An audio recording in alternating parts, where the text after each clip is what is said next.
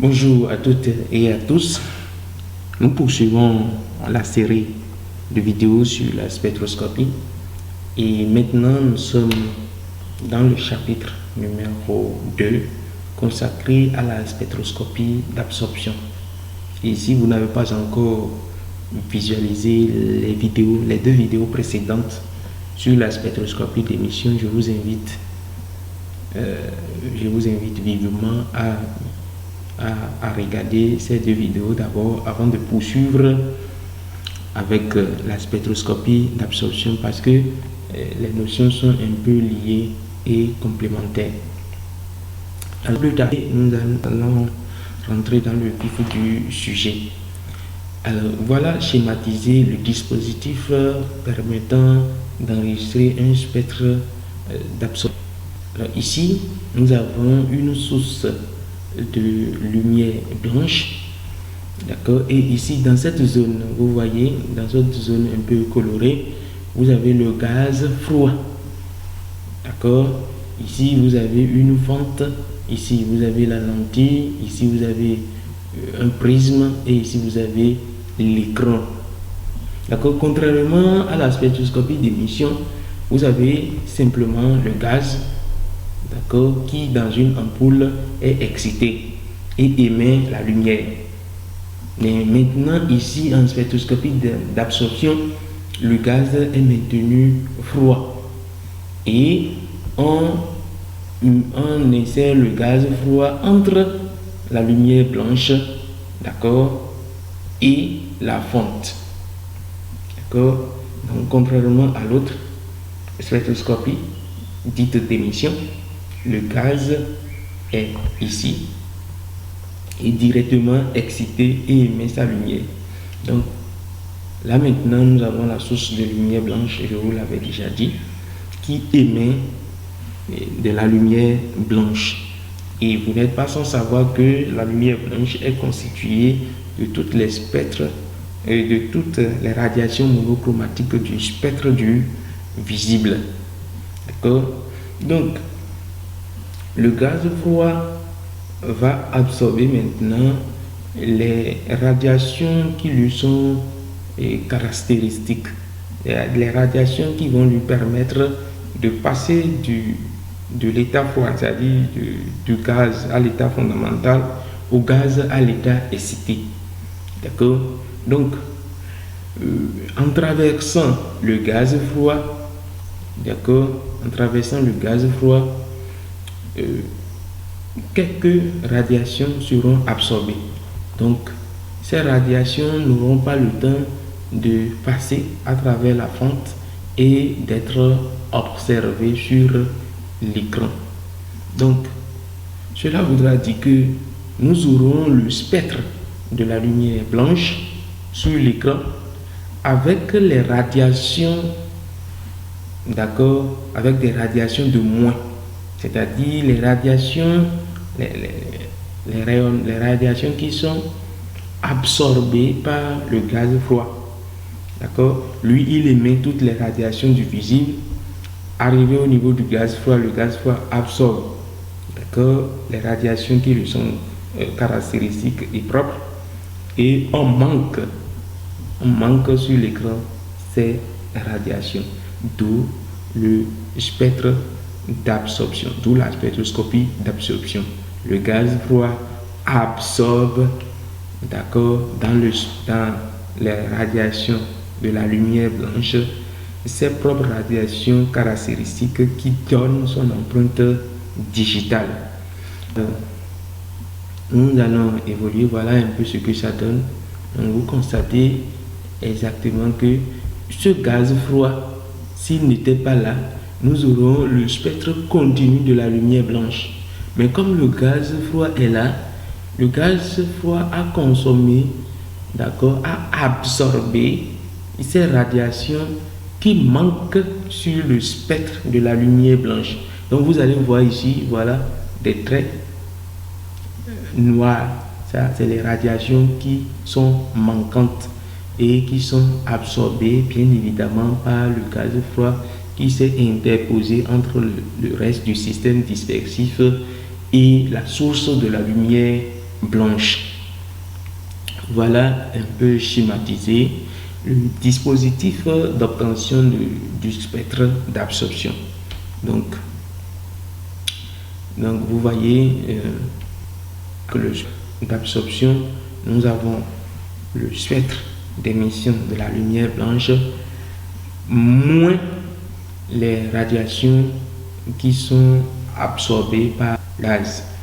Nous allons voilà ainsi présenter un spectre d'absorption. Donc si on n'avait pas par exemple ces manques, vous constatez totalement avec moi que c'est le spectre de la lumière blanche, mais avec des radiations de moins. Donc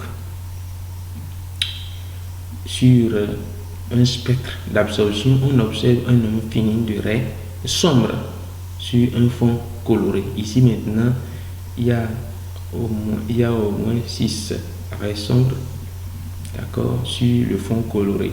En d'autres termes, nous voyons le spectre de la lumière blanche avec des radiations manquantes, d'accord. Donc le gaz fois interposé entre la source de lumière blanche et le système dispersif a absorbé ces radiations manquantes qui donnent le noir. Donc voilà comment le spectre d'absorption est obtenu, d'où le nom de la spectroscopie d'absorption. Le gaz absorbe dans les radiations de la lumière blanche, dans le spectre de la lumière blanche, des radiations qui lui sont spécifiques et qui donnent son empreinte digitale en spectroscopie. Voilà, nous allons un petit exercice, voilà, et comprendre réellement la différence entre la spectroscopie d'émission, la spectroscopie d'absorption et le spectre de la lumière blanche. Regardez bien ces trois photos là. Si vous regardez bien ces trois photos, nous devons, et vous comprenez les photos, vous devez être en mesure d'attribuer chaque titre à chaque photo. Est-ce que vous me suivez? Donc vous regardez bien la photo. Ici par exemple, nous avons bel et bien la source de la lumière blanche, mais entre la source de la lumière blanche et la fonte, nous n'avons rien. Il n'y a rien entre la source de la lumière et la fonte. Donc directement la lumière émise par la source de la lumière blanche, d'accord, aborde le système dispersif et donne ici maintenant quoi? Le spectre de la lumière blanche. Donc bel et bien là, nous pouvons parler du spectre de la lumière blanche, qui est un spectre contenu des raies du domaine du visible. Ici, regardez bien, je lis ici gaz excité. Donc c'est un gaz qui est excité, d'accord, et qui émet sa propre lumière. Cette lumière, d'accord, qui n'est pas de la lumière blanche. Donc nous n'aurons pas sur le spectre toutes les radiations de la lumière blanche. Cela voudra dire que nous aurons sur le spectre, d'accord, des raies colorées qui constituent, d'accord, la lumière du gaz excité. Donc ici, le gaz est excité et il émet ces radiations, d'où la spectroscopie d'émission. Donc ça correspond à la spectroscopie d'émission. Troisième photo, nous allons, même si on sait qu'il ne reste qu'un seul titre pour une seule photo, nous allons quand même expliquer pourquoi la troisième photo fait partie de la spectroscopie d'absorption. Spectroscopie d'absorption parce que le gaz froid absorbe, d'accord, dans le spectre de la lumière blanche les radiations qui lui sont caractéristiques et qui sont l'empreinte digitale de ce gaz. Donc, au départ, la lumière blanche émet toutes les radiations du visible, mais le gaz froid, d'accord, choisit dans ce spectre continu de la lumière blanche les radiations qui lui sont propres et il les absorbe. Donc, ces radiations n'ont pas le temps de traverser le système dispersif et bien évidemment, nous observons sur l'écran le spectre de la lumière blanche, mais avec les radiations manquantes qui sont bel et bien absorbées par le gaz froid. Donc voilà un peu comment vous pouvez faire la différence entre le spectre de la lumière blanche, entre le spectre d'émission et avec le spectre d'absorption. Voilà. Donc, si nous prenons par exemple le sodium, nous constatons que le sodium présente ça comme un spectre d'émission. Nous l'avons vu dans la vidéo précédente par rapport au spectre d'émission de la lampe à gaz sodium. C'est ce que nous avons. Le sodium excité émet une radiation monochromatique de couleur jaune. D'accord? Et par rapport à sa spectroscopie d'absorption, nous constatons que nous avons le spectre de la lumière blanche avec une radiation dans la zone jaune qui manque.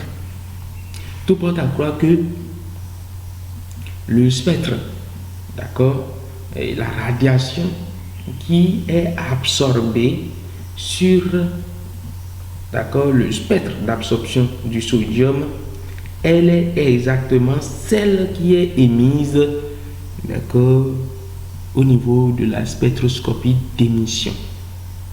D'accord, tout porte à croire que tu ne peux pas manger, d'accord, tu ne peux pas manger le maïs et vomir le haricot. Donc, on ne peut que émettre ce qu'on a absorbé. Le sodium a absorbé une radiation jaune et ne peut que émettre une radiation jaune. Donc, nous irons un peu plus en profondeur.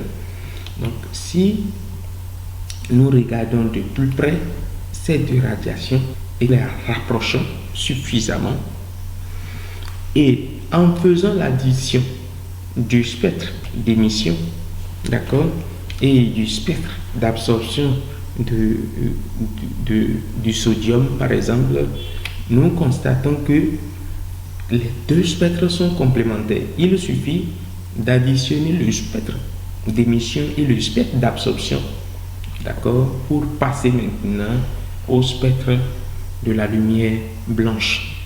Donc, on dit simplement que le spectre d'émission et le spectre d'absorption sont des spectres complémentaires. Donc, le sodium absorbe une radiation et il ne peut que émettre cette radiation. On ne peut que émettre ce qu'on a absorbé. D'accord? Voilà. Donc, les deux spectres sont complémentaires. Nous allons voir, par exemple, le spectre d'absorption du mercure. Regardez bien vous-même. Vous constatez bel et bien que les radiations qui sont manquantes sur le spectre d'absorption, les radiations qui sont absorbées par le mercure sont les radiations qui sont émises par le mercure. Et à comparer les deux spectres, nous voyons bel et bien que ces deux spectres d'émission et d'absorption sont complémentaires. Un autre spectre, voilà, le spectre d'absorption de l'hydrogène comparé avec son spectre d'émission. Donc, c'est le même scénario. Les spectres, les radiations, les raies qui sont manquants sur le spectre d'absorption, les raies qui sont absorbées en spectroscopie d'absorption sont les raies qui sont émises en spectroscopie d'émission, et les deux spectres sont bel et bien complémentaires. Quand on additionne les deux, on doit retrouver le spectre de la lumière blanche. Alors voilà un peu si présenté ce qu'on peut retenir quand on parle de la spectroscopie d'émission et de la spectroscopie d'absorption. En émission, le gaz est excité par exemple par les électrons, c'est-à-dire qui existent entre les électrodes. D'accord? Là, on n'ira pas en détail. Le gaz est excité avec l'électricité. D'accord? Et il met des radiations monochromatiques et donne un spectre de raies colorées. Et en absorption, le gaz ne fait que choisir dans le spectre de la lumière blanche les radiations qu'elle peut émettre. Voilà. Donc, nous vous remercions pour votre aimable attention et nous vous demandons humblement de vous abonner à notre chaîne et abonnez-vous à notre chaîne pour ne pas rater les toutes prochaines vidéos qui sont en cours de publication.